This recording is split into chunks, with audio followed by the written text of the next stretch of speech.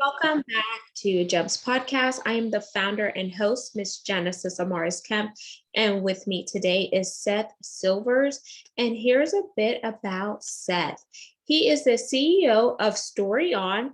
He helps businesses grow with podcasting, content, and storytelling so that small business storytellers, authentic marketing, and the overall podcast community. And today, Seth and I are going to be focused on using storytelling via podcast and how you can leverage your podcast as a way to brand yourself and your business, as well as share some other gems. So without further ado, please welcome Seth Silvers to Gems Podcast. Thanks so much, Genesis. I'm really glad to be here. My pleasure. And thank you so much for coming here and sharing your expertise with the community, Seth. So what made you start your business Story On, and what can people get out of working with you and your team? Yeah, great question. I started my business 7 years ago. And even though right now all of what we're doing is podcasting, that's not how it started. I actually started Story On really out of a frustration of what is and out of a passion of what marketing could become. I felt like there was these pieces of marketing that I felt really aligned to, and some brands that they were marketing with stories and kind of doing cause marketing, and they were really passionate about how their brand was portrayed and how their brand was making an impact, and they were telling those stories. And I found myself attracted to those brands. But when I looked out and saw, things like the Super Bowl and all of these things, it was like most brands aren't doing that. Like they're not telling stories about their impact. They might be telling stories, but if it's something like the Super Bowl, they're probably just telling some cute story about a puppy and then throwing a bottle of beer in at the end, so that our emotions get all riled up. And then, in that emotional state, we see their product. And so I just felt like so much of the marketing was really manipulative and kind of slimy. And it was just about prices and, widgets and features, when I wanted to know about the stories behind brands. So at the time, I was the marketing director of a nonprofit organization in Colorado. And I just felt like, the time there couldn't be a better or worse time for me to start my own thing. I knew that I was going to start it at some point. And so it was like, all right, well, I might as well start it now and start learning. And so I started Story On really with the vision of helping small businesses market with stories.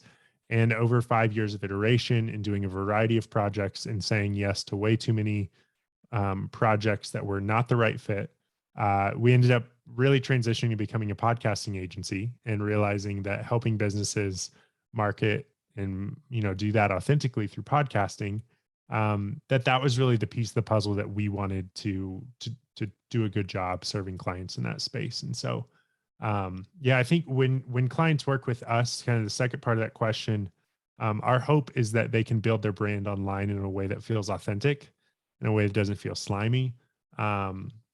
But it takes time. And so that's something where, we're very long-term in our thinking, and we're not the right person for people to work with if they're like, hey, I need this return right now. It's more of like, okay, let's think about over the next couple years of marketing, how can we build a brand around your business that people respect and is authentic, and also that you love.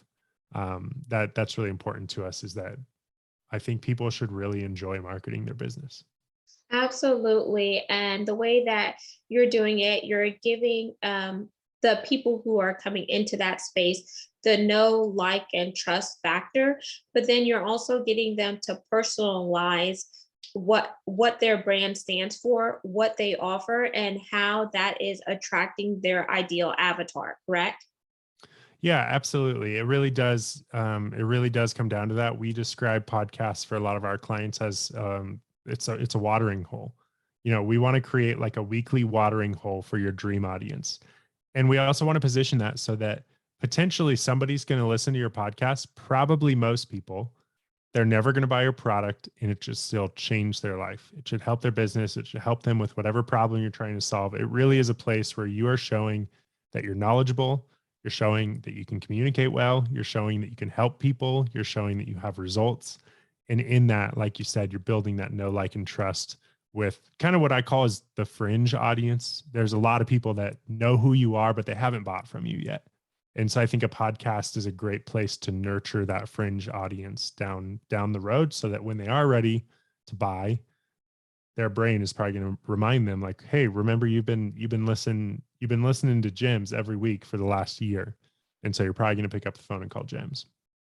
So then within the podcasting space, a lot of people think that podcasting is easy until they get into it, and they fail to realize that there's a lot that goes on behind the scenes to really make the podcast what it is. So whenever you are first working with a client and you're telling them about podcasting and they may not have no idea what it is, what are some of the checklists that you go through with that client, or what are some of the things that you like to make sure you interject of what podcasting is so you could bust those myths up front? Yeah, I like the language that you're using of busting those myths. Some of this has been trial and error, and we've figured this out over time. One big one, and I kind of alluded to this, is having a long-term mentality as far as your return on content. And so I've often told people, like, if you need an extra 10 grand in cash or 10 grand in sales in the next 30 days, a podcast is not the right option. Like, what you need to do is you need to pick up your phone, you need to call everybody you know, and you just need to sell something. Like that's the quickest way to make cash. Just call people and start selling something. But if over time, if 2 years from now, if you fast forward a year from now, 2 years from now, and you envision your business and you have a loyal audience online that looks forward to engaging with you, that's active, that looks at you as a thought leader in the industry, that comes to you to answer their questions, then a podcast is a really good option for you. It builds over time, but it really is about building this brand. And so that's the main thing, is that perspective shift of helping people realize, like, can a podcast help you fill all of your social media channels with content? Absolutely. There's short-term benefits of a podcast, but as far as getting a return, getting, clients, turning that into a profitable, like, cash flow positive thing, we try and switch people's perspective to where they're looking at it as more of a long-term marketing asset that's going to build momentum week after week after week. And the clients that have that perspective are the ones that we've been able to align with the most and that we've been able to see the best results for. I like that, because what I heard in that, as you were explaining that, is consistency is going to be a factor, persistency, remaining authentic and true to yourself, because people can tell when you're being authentic. And I think that curates very well with the audience and the people that are supporting you on a consistent basis. And then also your subject matter expertise, and maybe partnering with other people who share the same expertise, because then it gives some variation in what you're bringing forward in the podcasting space. Would you say that's in alignment with what you just said, Seth? Yeah, I do. Yeah, consistency is certainly an important piece, and I think another thing that we've seen is the game is different than it was 3 years ago, and so that's something where, like, the podcasting industry has grown a lot. And so, do we think that there's still opportunity for everybody? Absolutely, but it's in a more niche down way. We want people to think about what would it look like if 100 or 1,000 people listen to your podcast. That can be hugely profitable if it's the right people. And I think because of social media, a lot of people often think that podcasting or online media, like, we need to be reaching millions of people. And it's like, well, sure, that would be great. But we try and encourage people to really think about, like, what does it look like to have a smaller, more niche and more focused audience for your podcast?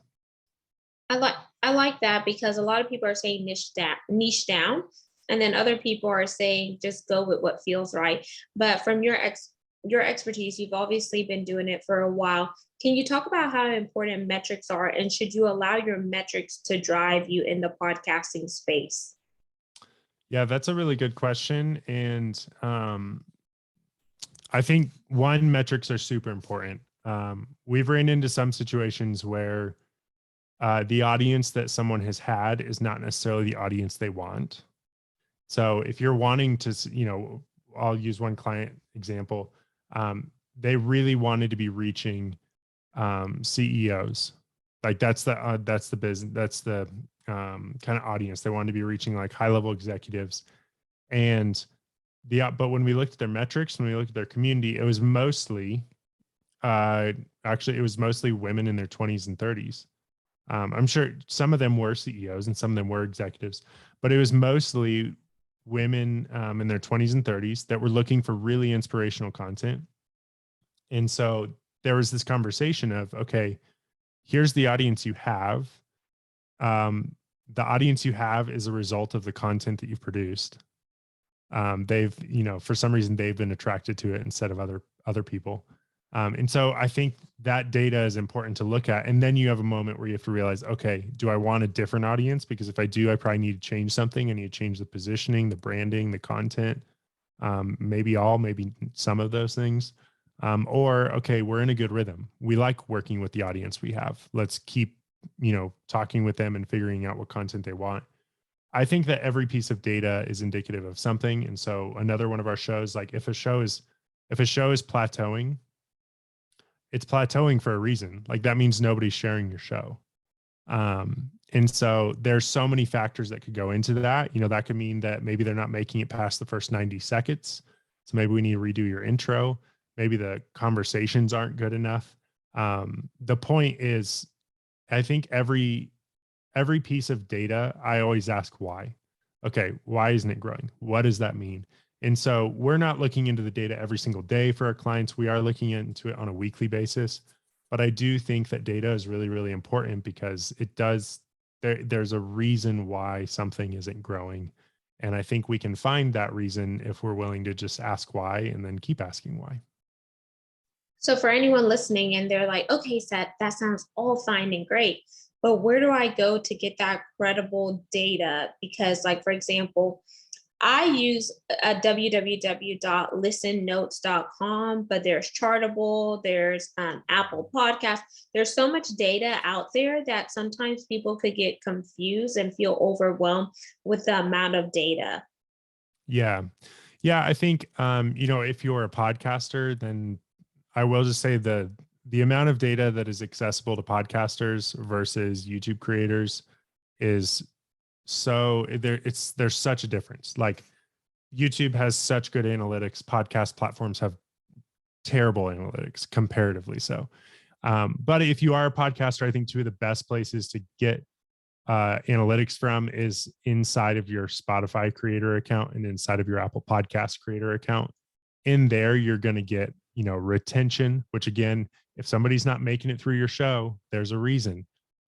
It's probably one of two reasons. They're either the right audience and the show's too long, or they're the wrong audience and the show is really good. So I think that's something that's like one example of, you just got to ask why. And then whoever your podcast host is, whether it's, Libsyn or Buzzsprout or Anchor, like they're going to be showing you, demographics, and they're going to be showing you downloads. And it's important to be tracking those because you're at least going to know what episodes are going to resonate the most with your audience. And then you can start to piece them together and see, okay, over the last year, our 5 best episodes were all about mindset. That's probably a topic that we should create more content on because obviously our audience likes it. Thank you for sharing that. And that's very, very good to go back and see what your hosting platform is offering. And then also, I tell people sometimes if your host platform is not offering something, always send an email to see, hey, this is something that I would like to see. Is this something you're going to offer in the near future? Or is there an add-on where I could gather this information?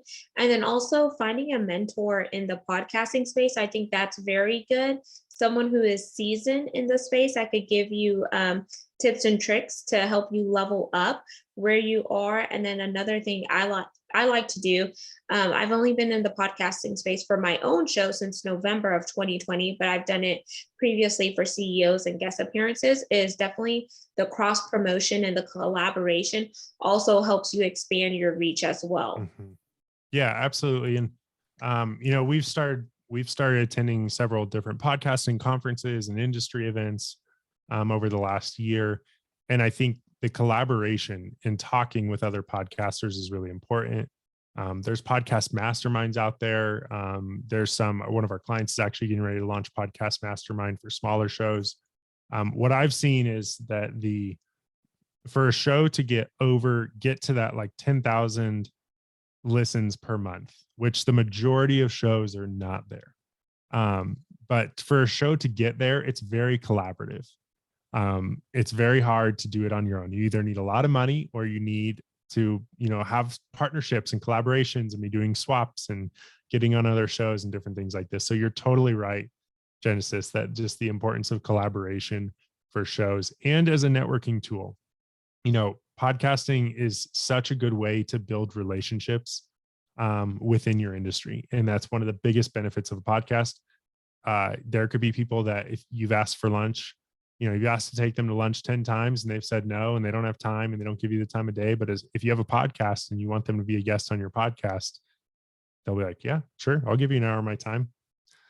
It's just a really good opportunity to build relationships.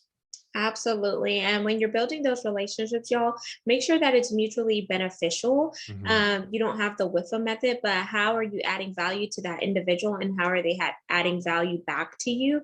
And then as we wind down, Seth, I want you to leave the listeners and viewers with your call to action for this segment, and then go ahead and plug your website and where you primarily hang out on social media. Yeah, great. Thank you for that opportunity. Most of the places on social media, you can just find me at Seth Silvers. I would just encourage you go check out our show. It's called the Small Business Storytellers. If you're just interested in hearing stories from a lot of small businesses that are doing amazing work that you've never heard of, that's a really good place to find some of those stories. And if you want to talk with us further about any of this or have any questions or want to see how a podcast could work well for your business, then just head to successwithstories.com. And that's where you can get in touch with our team. We have a lot of exciting things coming up. We're getting ready to launch a couple new shows this year that we're really excited about. But this has been a really wonderful show. Genesis, I thank you so much for the time. My pleasure, Seth, and thank you so much for sharing your knowledge.